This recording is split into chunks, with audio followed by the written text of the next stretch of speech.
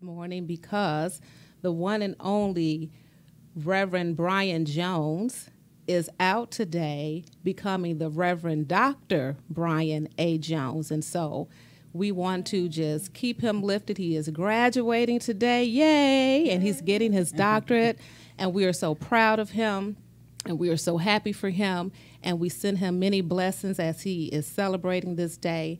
And I just want to thank him for allowing me, your host for today, Angela Dean, to sit in and help guide you all through some of the strategies for your mental health and your physical health. And so we have a very special guest with us today, Lisa Hall, and I'm going to allow her to introduce herself in a minute and tell you guys what she does and who she is and all of the knowledge that she has come to share with us. We are looking forward to a great, wonderful, and educational show.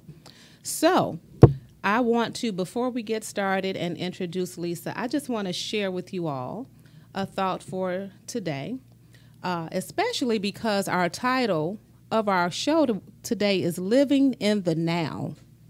Living in the now. What does that really mean, to live in the now? A lot of the younger culture now, they are talking about being woke. That's what we hear them saying. What does it mean to be woke? And I found this inspirational that addresses that. And it says, I am awake. In a time when playing small is no longer an option, it is not uncommon to hear young people say, I stay woke, meaning that they are now aware of social issues that they were oblivious to before. This is a good thing. We all must wake up and stay awake. Wake up to our true identity in order to do exactly what we are expected to do as spiritual beings. We are here to light the world on fire through purposeful passion. I am awake. I am present. I show up for the call of my soul. Nothing can hinder my forward movement. I call on the spirit of my ancestors and my higher self daily. With their guidance, I know I can do all things. My thoughts are kind. My words are healing. My actions are inspired. Thank you, faith, in me, through me, as me, around me, through the Christ within, and so it is. And today that's taken from a scripture in Matthew 13 and 16 where it says, but as far as you, blessed are your eyes for they see and your ears for they hear. And I just think that that was very befitting as we talk about our physical health, as we talk about how to manage ourselves better physically. And I have someone who has been in the field for such a long time, and she has seen many things, and she has assisted with many people in transition for better health. And so I'm going to let her introduce herself to you all, family. And here we have. Hi. Good morning. As Angela said, thank you for having me. And again, congratulations to Brian. So I'm Lisa Hall, and currently I'm a practice coordinator in a clinical setting. But my jack of all trades is that I have been in the urgent care world. I've been in family medicine. I've been in the hospitals, ICU, CCU. I've been on all the floors in the hospital. I come as a CPR instructor as well. I just bring that jack of all trade to the clinical field.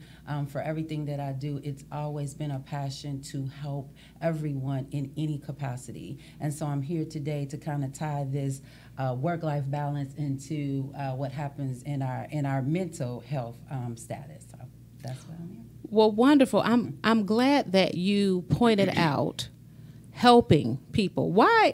Let's get right into it. Why are most people resistant to getting the help they need until they are in crisis? What have you found to be the barrier to people attending to their physical needs, medical needs, follow-up appointments as regular as they should? Mm-hmm. That's a good question. I think the stigma of going to the doctor's office is the biggest problem, and that's what I hear even when I sit on the forefront of the doctor's office and I'm helping my staff and I'm making the phone calls. oh, I'm okay. Oh, I don't need to come. Oh, everything's all right. When in actuality, if you don't come, you won't know if it's okay. So I think the first part is, do I even go to the doctor? Because actually, I think I'm okay, but you don't know that you're okay until you go to the doctor's office. And see and get your annual physicals and do your follow-ups. And you have a lot of people that go every day.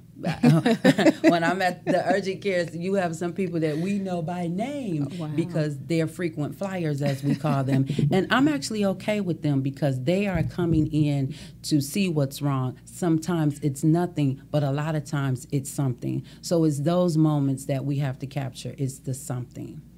Wow. And so stigma, very good word to use across the board, because we also find that with mental health as well, there is a stigma for people knowing that something is not quite right. They know, and even families can see when things are going awry, and they can attempt to help as much as they can, or you may have that family member who is an enabler.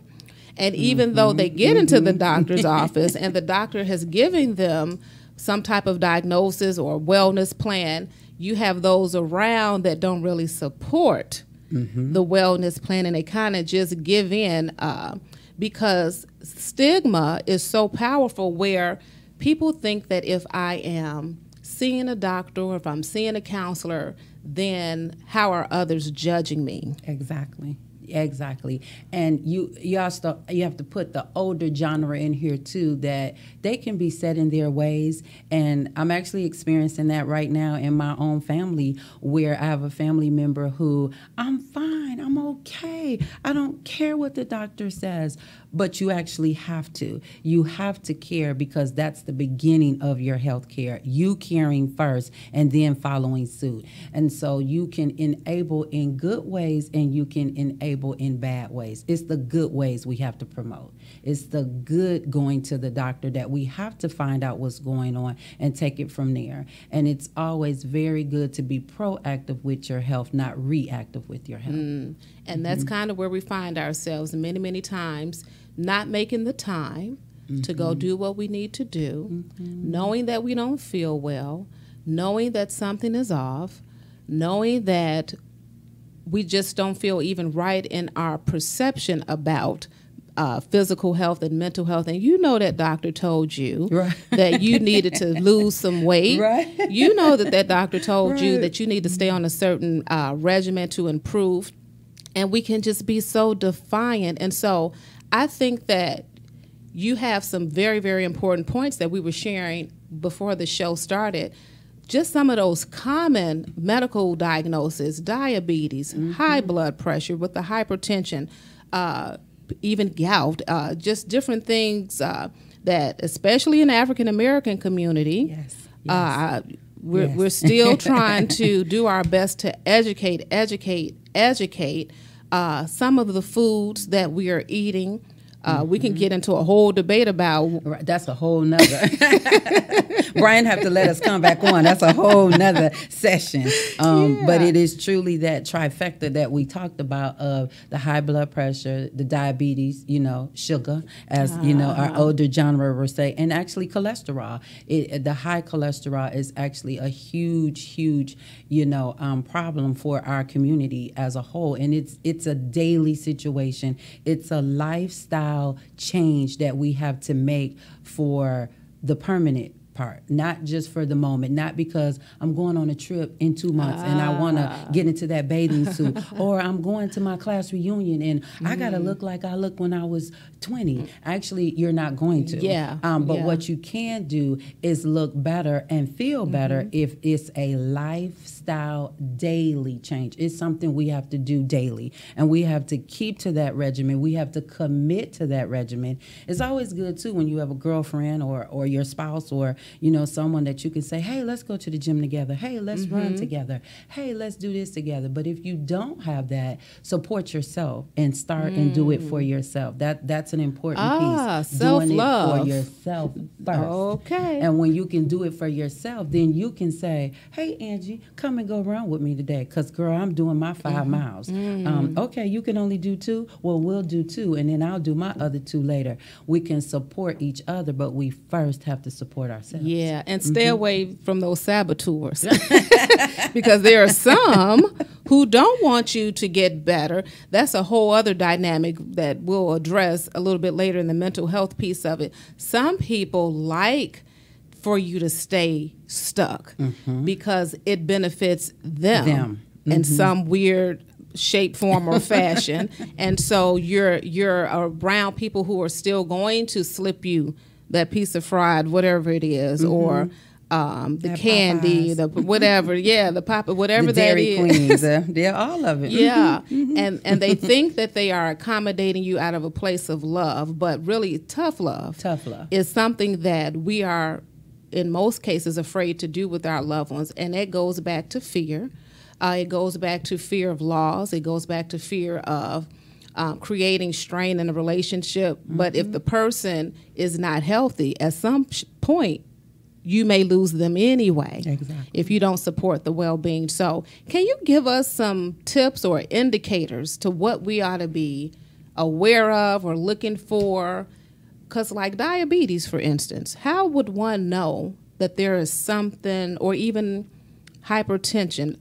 I mean, either one you want to start with. Okay, so let's start with hypertension. That's the one everyone kind of, if you say it, everybody is, well, actually high blood pressure. Let's do it that way. High blood pressure, but it is known in the medical field as hypertension. And so what happens here, to be truly diagnosed with high blood pressure, you have to have 3 consistent readings of 130/90 at the doctor's office. Okay, say that again, because the numbers are really important too, and what you just said, 3 consistent visits. Say that part again for us. 3 consistent readings of 130/90. And at one time, the Medical Association had it at 140/90, but because high blood pressure is so prevalent to this day, they have lowered it to 130/90 to try to capture everyone at 120/80, which is the norm.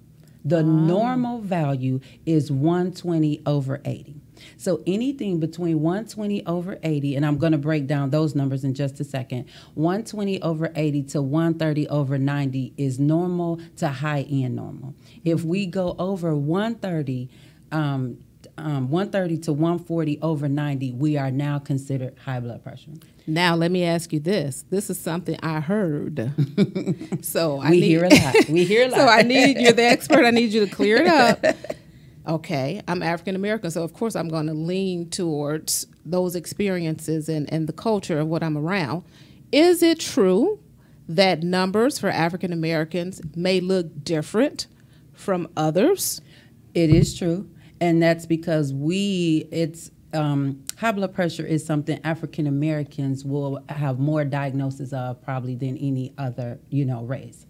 But we still have to stay within the normal values to not be diagnosed with high blood pressure. That's the key. So we will have it more. We will be diagnosed with it more. We can be on medications more, but we still are responsible to have normal blood pressure readings. And I'm so glad you talked about those numbers because a lot of people are just not aware of what the numbers mean, and for their age and for their weight and for their height, all of these things that take into consideration of a blood pressure reading. We also talked about white coat syndrome. White coat syndrome. Can you share with our audience what that means in the life of someone who's walking into the doctor for the very first time to get their blood pressure read? And it's just that, white coat syndrome. You see a white coat in the doctor's office and you are alarmed. Oh my God, the doctor, what is he going to say? What is she going to do? What are they going to tell me? What do I have? What are they going to find? You have worked yourself up and all you've done was sign in. That's all you've done. And received your new patient paperwork. But you have already worked up in your mind, what's going to happen when I get behind the door of the doctor's office? So when they take your pressure, you 160 over 100. They ready to rush you to the hospital, which is not needed. It's not needed because people truly, that is also a condition, white coat syndrome. Wow. So your best doctor's office and your best nurses and medical assistants, the triaging staff, will note that, because it has to be noted because they've taken it. But what they will do is later on in the visit, let's get another pressure.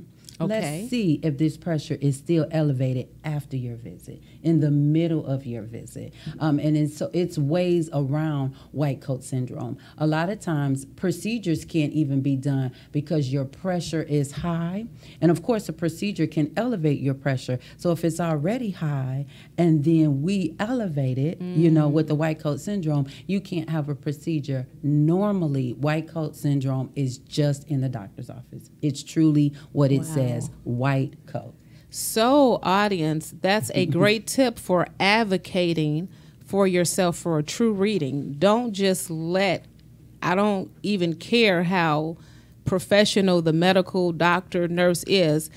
If you know that you have an immediate reaction because you just have out of fear and anxiety or going into the doctor's office and you get that first reading and it's a little bit off or abnormal, go on and ask them to take it again. If, like Lisa said, if they're not in tune to what that could be, and offer that to you, go on and advocate for yourself and say, can we do that again? A lot of times we are intimidated, which goes into the white coat syndrome too. We are intimidated when we walk into these offices because we are not informed and we don't know how to advocate for ourselves. So I think that's a great point to bring out.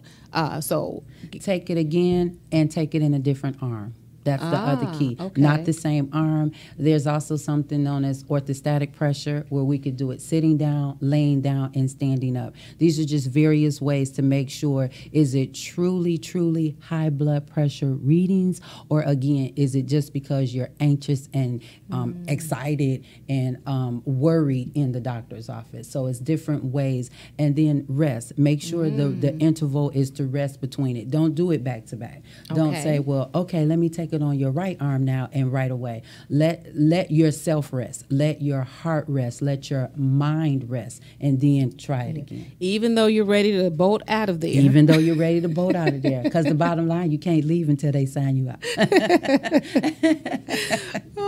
Well, that's great information about how to assess for hypertension, high blood pressure. And then we do know that there sometimes can be medications that are administered.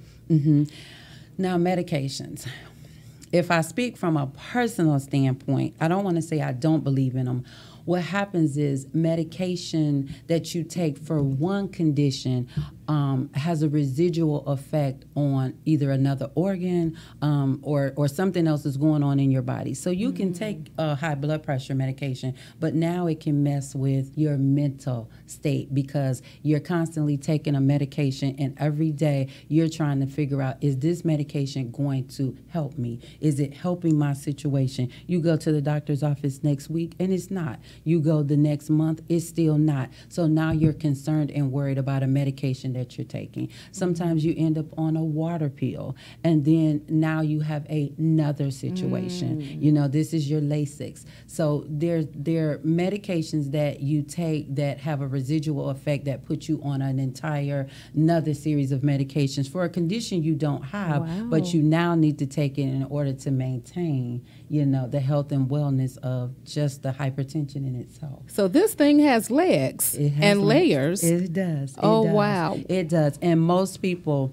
are never on one medication. Which goes back to the phobia and the anxiety perhaps about going to the doctor's office in the first place. In the beginning. And not to single our men out, but but single them out.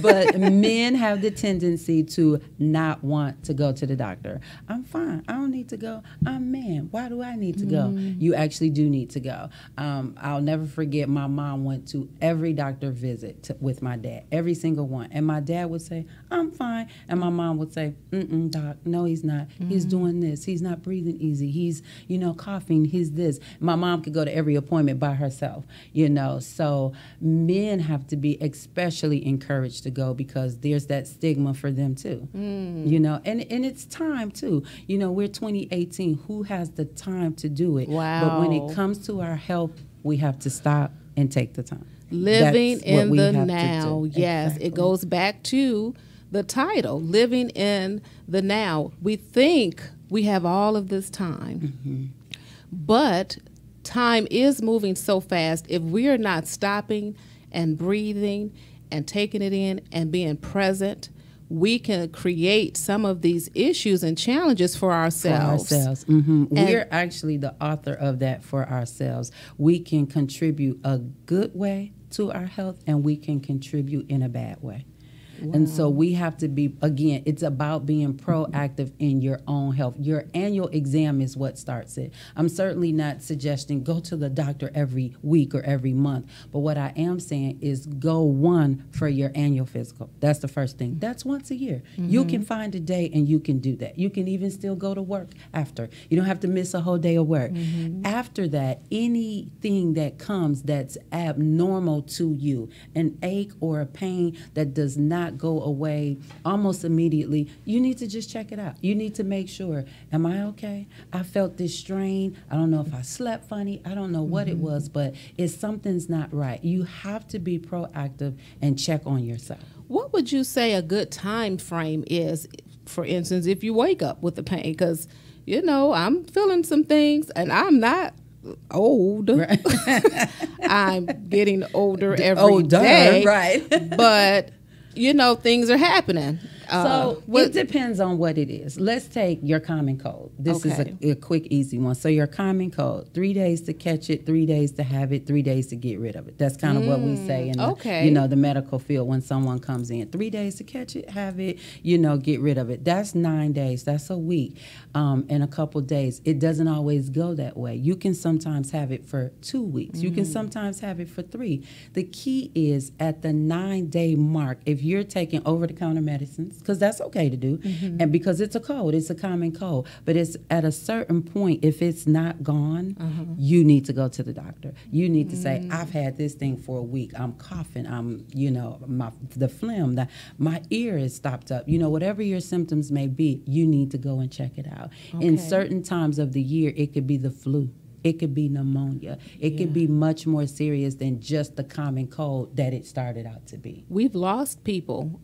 This past year was a very high rise in deaths related to flu. Not sure if it was... That flu is bad. Yeah. And so people were experiencing 2 and 3 week and 4 week long symptoms of... Too long. Yeah. That's too long. Okay. You have to be, again, the key here is proactiveness for yourself. And you have to recognize, okay, wait, I'm still coughing. I actually still don't feel good. Okay. I need to go. I have been taking over-the-counter medicines, and it's not working. Now I need to go to the doctor. And you need to get there and see. You need to get the blood test. You need to get the x-ray. Okay. You need to get the exam. You need to talk to the doctor so the doctor can talk back to you and find out what's going on and what you can do. I think that is really associated also to why people don't go, because they feel like I got this, or I can I can handle this, or I don't want to worry anyone, or I don't want to be a hypochondriac. People. And it goes back to those baseline stigmas, which brings me to wanting to ask you about the sugar. Even though the professional medical term is what? Diabetes. But it's known, as sugar. And if you say that, everyone will say, oh, okay, versus the diabetes. But this is now an elevation of, our bodies naturally produce it, but you get it now when you have an overproduction. But I like that cake. I like that key lime cake, and I like those breads, and I like all of those things. And so you're telling me that I can't. And I like it too, right with you. I'll be right in line with you to get a helping. But it's all in moderation. I will never tell anyone to not at all. What you have to do is do everything in moderation. So instead of every night of the week having key lime cake, one night you can have key lime cake, and you have to cut it out the rest of the nights. You have to find fat-free foods to have. Sometimes you do have to do sugar-free. Sometimes instead of that But soda, that doesn't taste good, Lisa. It doesn't. But do we want good taste or do we want good health? Which one do we want? We want good health. You want longevity in your health. Struggle. It's you a want struggle. longevity in your health. And so, again, it is a lifestyle change for a change in your life. That's exactly what it is. We want to change in our life. And that is so important to what we're going to talk about on the other side of our segment, that work-life balance, because it takes being intentional. It takes being willing to sacrifice. It takes being willing to commit to a new way of thinking and living. So the two shall twine together. And so that is why medical and mental health do tie very closely together, because we are mind, body, and spirit. People kind of intricately linked. Yes, and people operate as though there's some type of disjointment of it, but we are mind, body, and spirit. And so it is important that while we're taking care of our physical health, we have to take care of our mental health, our emotional health, our spiritual health. And it comes with a new thought. It comes with making a decision that I do want a quality of life. I do want to position myself where I'm not at risk for diabetes or high blood pressure or any of these, or even sexual diseases. That's a whole other show. Again, Brian's gonna have to have a phone. But we have to behave in a way that we are not placing ourselves at risk for medical complications, which means we have to change the way we think about ourselves. And it's not self-centered to make sure that you're in good health. It's not selfish to make sure that you are taking care of these things. Now, you said earlier, moderation. You can't be moderation. You can't be so focused on yourself, but as it relates to your health and making quality decisions about your life, as we are aging, as our parents are aging, grandparents. Do you have? I know you talked about with your dad that resistance. Do you know for him, as his daughter and as a nurse, what that resistance was about? Was it just ego, or? I think a little bit of the old school where they didn't go to the doctors. They didn't have the doctor that they went to. They may not have even had the insurance at the time, which is still 2018 a situation for some. Okay. And feeling good and getting up and going to work every day, coming home, even to I'm paying the bills and I'm taking care of home. What else is wrong? You have those things that have been check marked by the man. I'm doing everything I'm supposed to do. Me having a bad health situation is not part of what I'm supposed to do. And stop nagging me about it. And that's true too. That's the thing. I'll go. I'm gonna go. I'm okay. I don't need to go. And so what we have to do is be an enabler for the good of who we're enabling, not for the bad. And so you still have our community out here today that does not want to go. So in today's age, I think it's more of embarrassment. It's more of I don't have the time. It's more of I'll get there. I'll figure it out.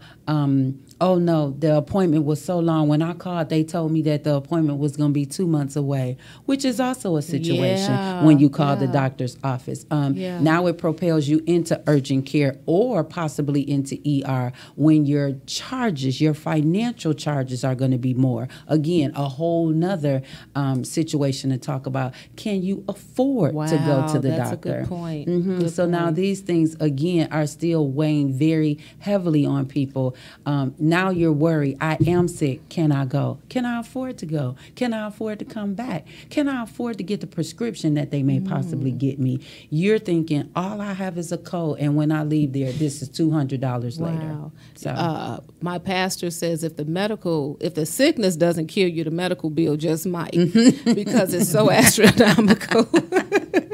So can you share with us of any medical places that can be an alternative? I know that nothing is free, and there are some costs associated with everything that we do. Are there any places that one can go? Usually the counties, every county should have free clinics or even low-cost clinics that you should be able to look up and go to. Every county should supply that. Okay, and so for your local county now, I know of the Board of Health. Is a good place. Okay. Yeah, that's actually a great starting point. Okay. Great starting point. And people, stop using Grady in the hospitals for your please, your medical follow-ups and procedures. That, we're talking about cost and association and ways to prevent it. And sometimes people are waiting until the 11th hour, and things are out of control, and so they run into the ERs, and they use that as their medical intervention on a regular basis. They use the ER as their primary care, and it should not be used that way. It is emergency department, and that's what it should be used for. Well, wonderful. I enjoyed this segment of it. I hope that someone listening may have gained something, earned something in just how you think about medical processes and procedures and taking care of your health. We're going to transition on the other side of our segment into how to either avoid these things or better manage these things through creating more of a work-life balance. And so please join us as we come back on 108 Praise Radio. Thank you so very much. We'll see you.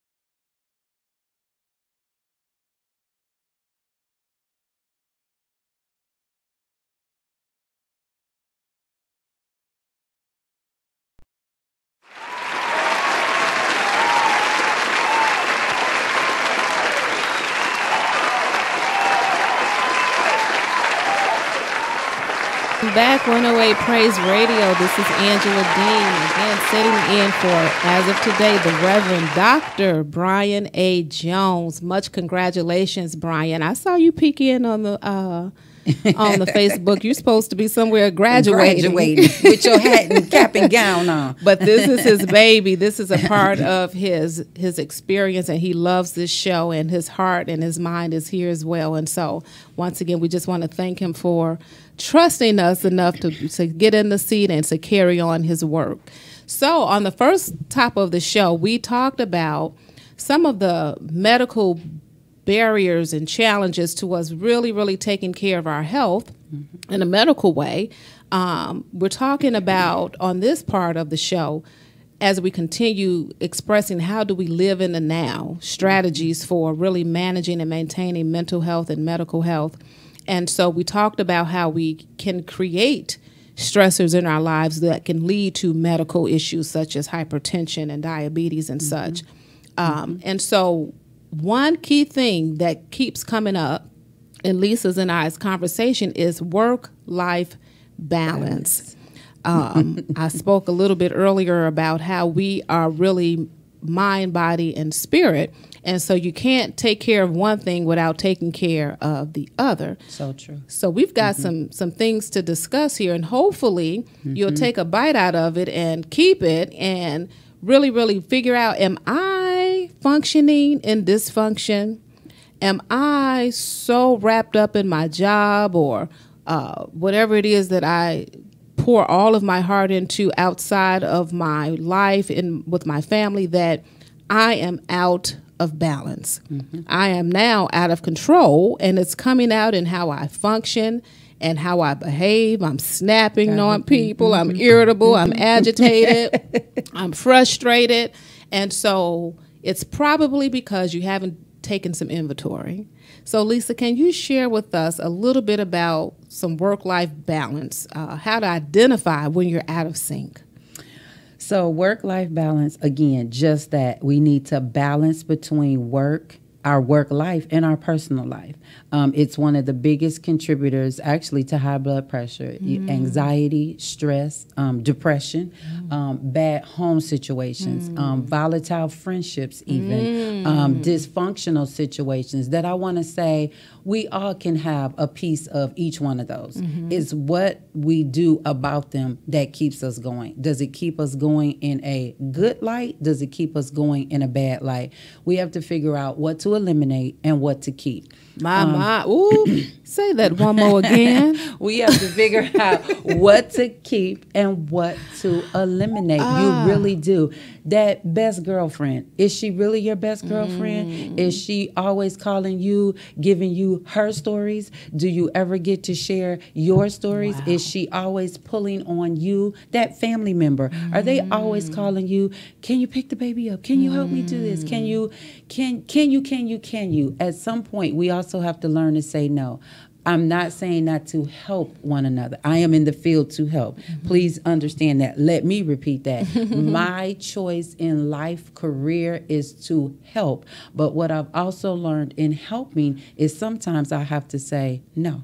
My, such a powerful I have word. To stop and say no. What keeps us from saying no? I deal with this kind of concept in counseling all the time. People are at their last string where they're holding on by the hair of their chin because they have stretched themselves and they are now experiencing some symptoms of these medical issues that we spoke about because of a fear of saying no. That you'll be rejected, that you'll be talked about, which really should be in our high school days, not now, but it's still there. People even turn to social media to say, I asked a family member to do this and they said no. What do you think about on social media? And that's also pressure, again, because everybody's on everyone's page and everyone's looking at it and everyone's reading the comments, and now you're the bad guy silently and secretly because they didn't say your name, but that particular situation is about you. you or about a conversation you had. Work-life balance, not just work 9 to 5, but your home life. You have to balance that home life, those volatile relationships. Again, people that are always pulling and yanking from you and not giving to you. It's always considered a two-way street. Yeah. And you always have to give just as much as you want to get. And sometimes people, I think it's all about me. And as long as I'm situated and satisfied, it doesn't matter about the next person. But everyone matters, and everyone has to practice work-life balance. What's working for me and what's not. Do I bring that work home or do I leave it there? Because God willing, it'll be there on your desk tomorrow. It will. It will. It will. It'll And be there. I there. think that people don't even know how to initiate work-life balance. You find yourself in this tailspin of It's hard. running here and running there and doing this and doing that. And I find that people who have a very strong work ethic struggle the most Yes. with creating this balance, That's because me. you're always trying to get the job I done. can raise my hand to that one because that's what I saw my mother do. I saw my father do. I saw my brother do. I saw the elders around me do when the village was raising the children. And so that's what I know. I know to go to work, and I know to do what I'm actually being paid to do. And I know to get the job done. I know in the medical field, in the clinical office, you don't know what's going to happen when you walk in the door.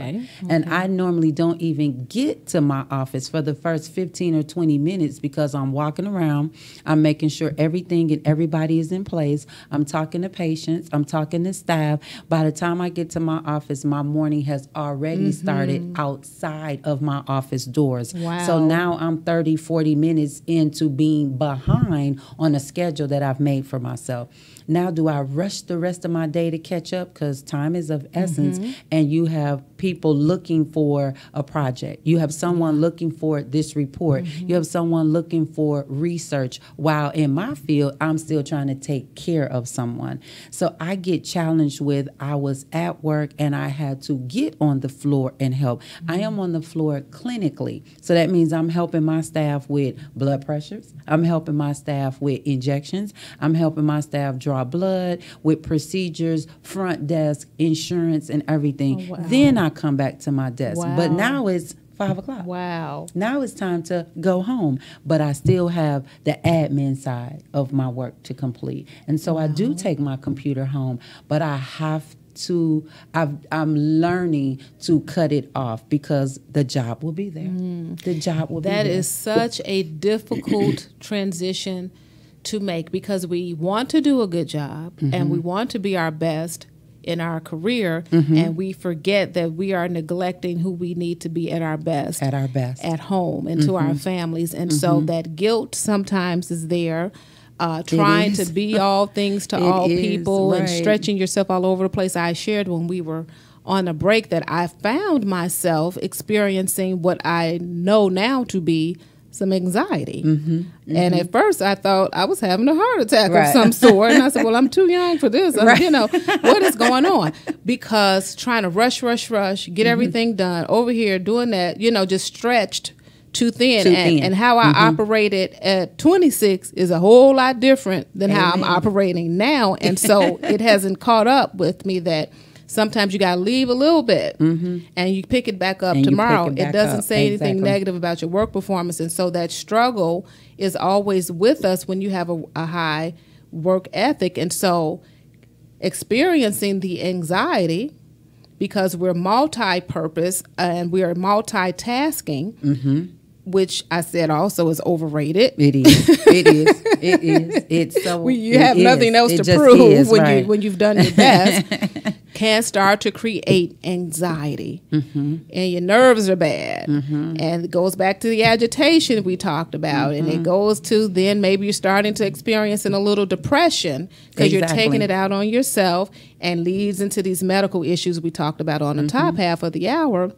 How to get yourself in check means people, we've got to create some boundaries. Yep. Some boundaries for ourselves. Oh, my. Some balance for ourselves. And what we have to do is put it in priority, of course, but we have to, again, I think the biggest key for me now is knowing when to stop, when to close the computer, when to shut the phone off, and when to say good night. Living in the now. That's what that looks like. Take that vacation. And that's not a bad word. Take that vacation. Take that PTO time that you have built up in your bank. You're the only one on the job with 200 hours. You know, some people take it as soon as they get it because they don't know. They take it as soon as it accrues into their account. And I wish I could do that, but I can't do it that often. But what I can do is take it. And that's another thing you have to do. Relax for you. Relax for you. How many people on the job are on vacation and you're at work? How many people, when they're on vacation, you're doing their work? Yeah. You take on their workload. You deserve to give your workload to someone else at some point in time also. Absolutely. So it's work-life balance that will help. It will help with the anxiety. Yeah. It will help with the depression. It will help with the medical conditions. It will help with everything, and it will be the lifestyle change that you are making for a lifestyle change. You know, and there are so many components that go with that. And it, once again, mind, body, spirit, it ties back into what we put into our bodies. You know, it's okay to have that glass of wine or that drink or whatever it is you like to do every now and again. But some people end up going to that as a coping mechanism because they are overworked and they are stressed. And so now here we go, creating a whole other issue. Or they eat their way through the stress. And then here we go, a whole other issue. So rest. Good one. Rest. Let's say 6 to 8 hours of good, uninterrupted sleep is what we need. 6 hours is actually great. 6 to 8 is even better. But 6 actually can propel you. It can energize you. It can start you off and it can get you going. 8 hours would be even better and probably just give you longevity for your day, you know, full of good energy, ready to go. Diet. Your diet is very important. Stop eating the fast food. I know it's there. I know it's easy, but we have to cut down on fast food. We have to do home cooked meals or at least balanced meals when you eat out. You don't always have to get the quarter pounder with cheese. They do offer the salad. And another thing that's actually it's kind of sad that eating healthy is so much more expensive. Yeah. You would think that eating lettuce and tomato would be the cheaper route to go. But what it is it's expensive, but it's better for you. It's better for your health. We have to realize when to stop one and when to start the other. And get out there and move those hips. Get Exercise. To walking. Get your steps in. Get your steps in. That's the new thing today. Get your steps in. You know, get your Fitbit. You know, wear your iPhone watch, whatever it is, but walk, brisk. Make sure that you get your health status in check, your exercise status in check, I should say. Well, wonderful. Lisa, I am so glad that you took a pause moment to come and join us and educate us on what's important about our physical and our medical health. And as we conclude, we just want to remind you guys about living in the now. All of those things that we spoke about means you have to, again, once be intentional. You have to be committed. You have to make the sacrifice to go to the next level in your journey. We should always be evolving, which means we have to take care of ourselves. We have to take care of our minds, our bodies, our spirits. Get still. Stop being so available to everything and everybody. Learn how to start shutting down at night and getting quality sleep. A lot of people have sleep issues because they don't know how to wind it down. And so they have this anxiety. Their brains are constantly working. And so balance, that's a work. You may have to get into some professional help to figure out how to do that in a healthy way. But we thank you for joining us today. We hope that Brian and the audience is pleased with our conversation, and we look forward to another time just coming back to share with you some of the things that we have learned and have grown from. So Have a happy Saturday. And once again, thank you to 108 Praise Radio. We appreciate it. Have a wonderful day.